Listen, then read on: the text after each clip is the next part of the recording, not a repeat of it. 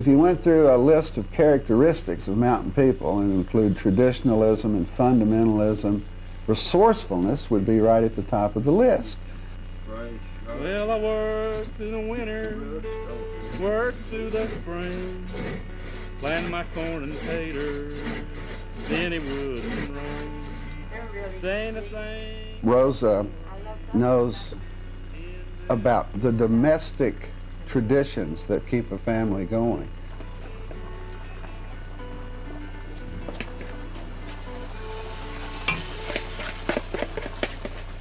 And back then we didn't put nothing in it no more for your cornbread. Anymore I put a little margarine in it. Sometimes I put some mayonnaise.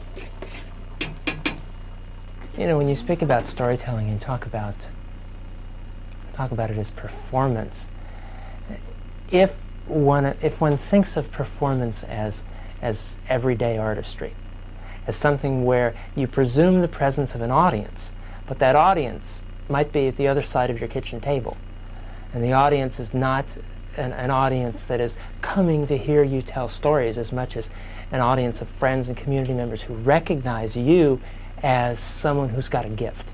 Come on, Dee and Ray and Ted. This is about greasing the gears of everyday life, making the everyday sparkle. Come on, come on. What's wrong with you? You stuck to your chair?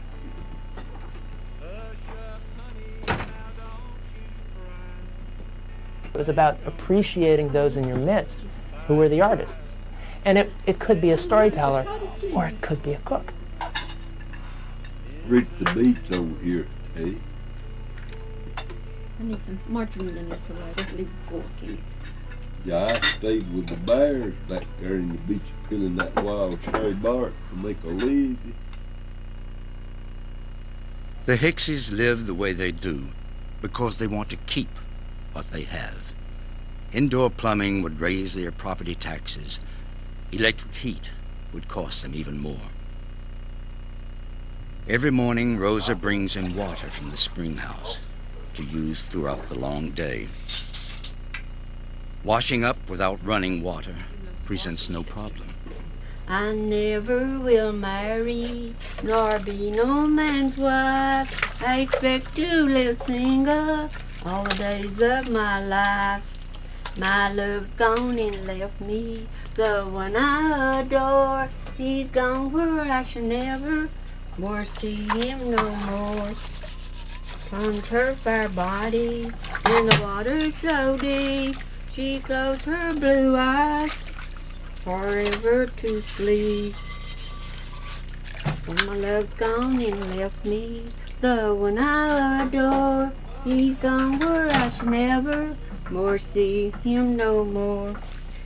Although Ray is a star wherever storytelling prospers, he seldom profits as much from his talent as his younger, more accessible competitors do.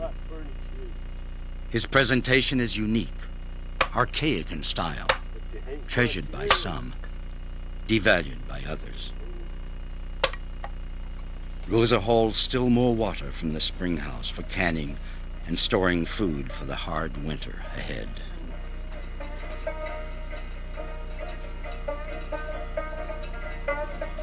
Then you've got them.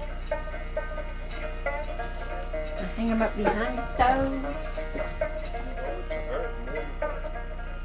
Like generations before them, the Hickses, Ray, Rosa, and Ted, the youngest son, make do.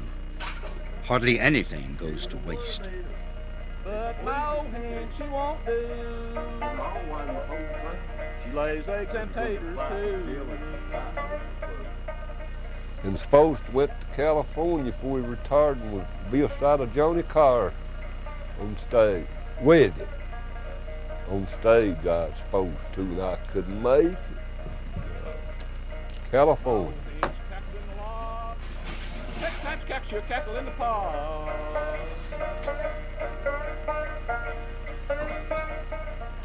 Yeah, it was swimming on top.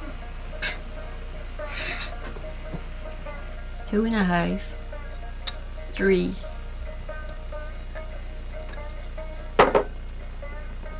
It's 3.5. We're not getting too full.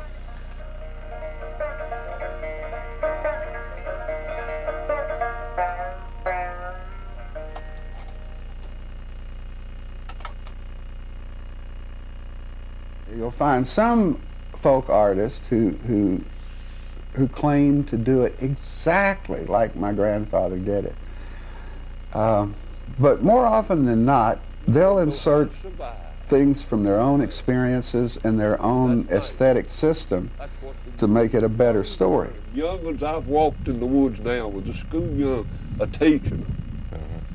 These years where I went at, said, Mr. Hicks, we need you. Said, it's coming a time back.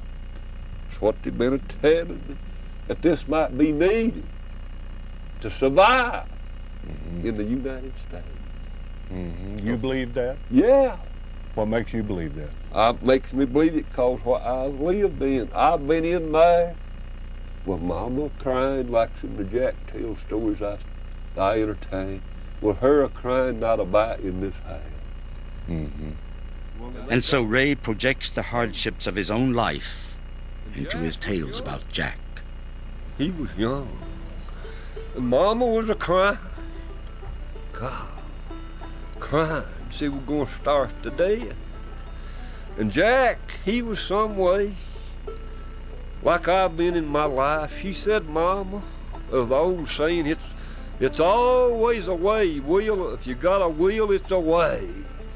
Will, it's a way. Don't give up if you got the willpower. Will, it's a way.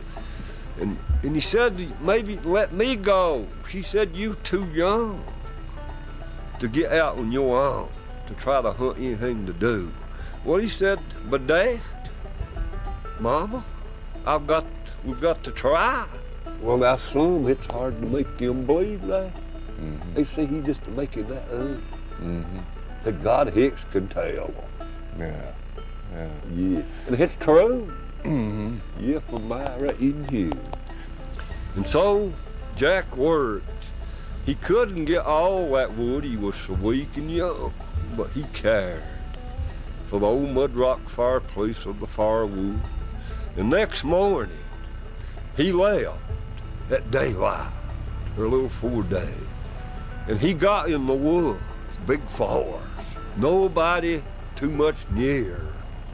Someone like Ray Hicks, though Ray Hicks is celebrated as a storyteller, and he's celebrated for his mastery of the Jack Tale, he's much more than that. A good talker is the one who carries words as tools of artistry. And Ray is that.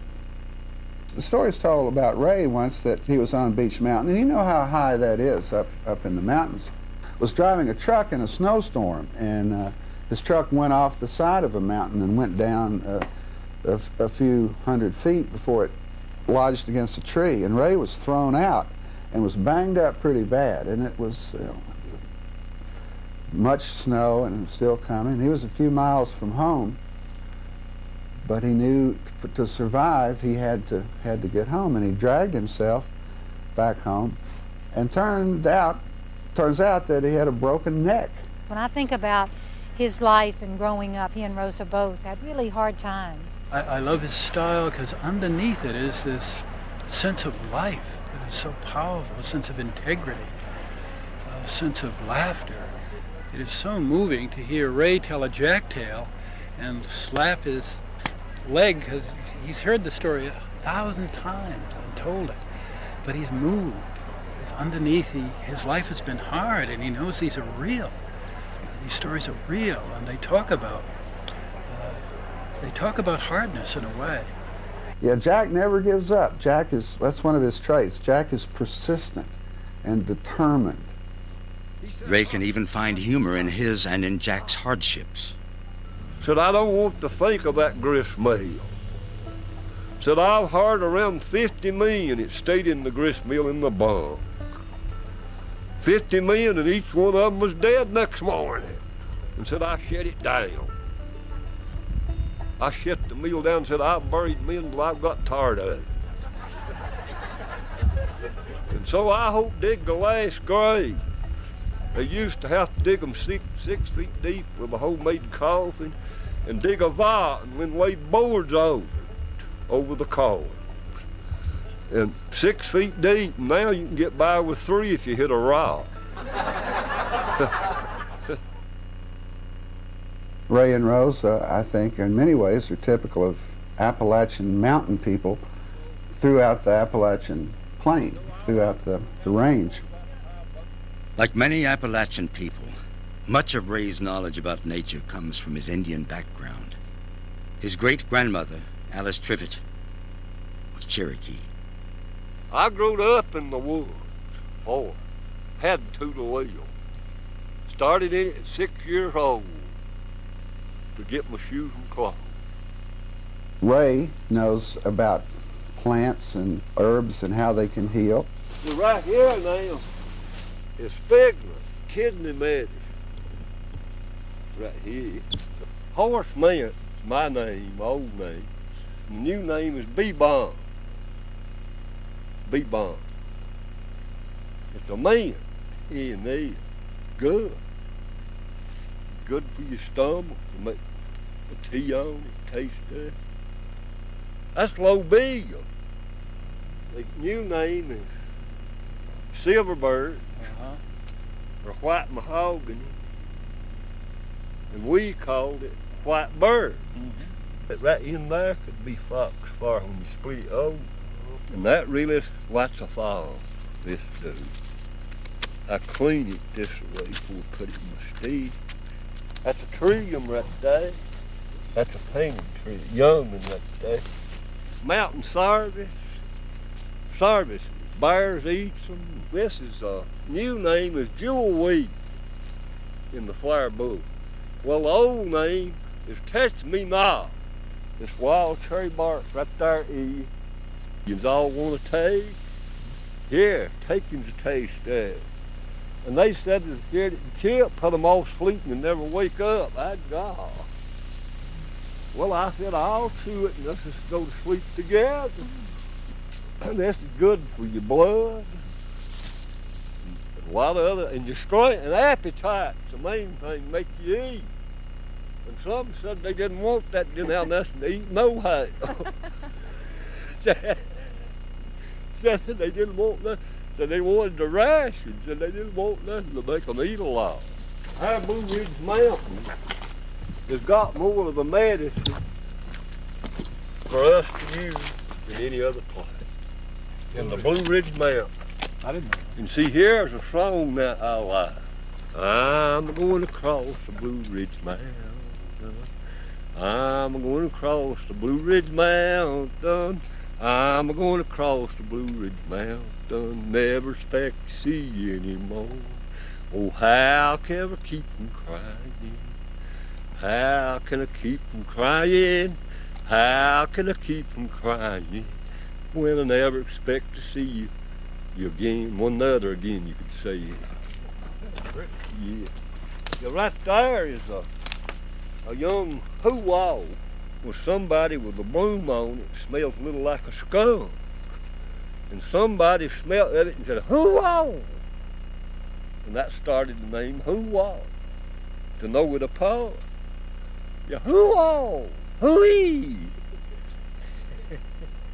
Rosa knows about plants and herbs and what they can be used for and how they can be used to cure and heal folks. Well, this is sassafras, and you get your little limb, tender limb, and you're right in the center of it, and that little white stuff right in the center, you get it out, they call it the pad. And this is what we use to wash our eye, something get in it, or it's a bothering. And people said, oh, nothing like that. Well, old people live by their, if you call it superstitious. So I think it worked for them, why couldn't it work for us?